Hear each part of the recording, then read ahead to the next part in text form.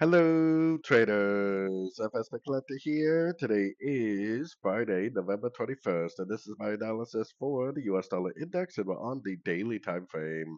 So, on the daily time frame, I mean, the trend is definitely up. We do not have a fib bounce, we do not have a break of structure, so higher time frames, trend is definitely still up.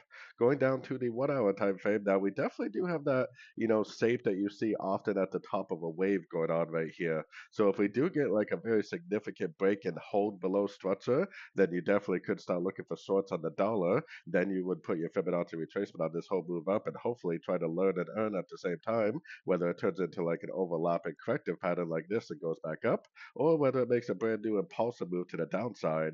But all that is depending on whether or not it breaks and holds below structure. I mean, there is no Fibonacci bounce or anything on the higher time frames telling us that this is over. So this literally could just end up making another higher low and continuing the uptrend.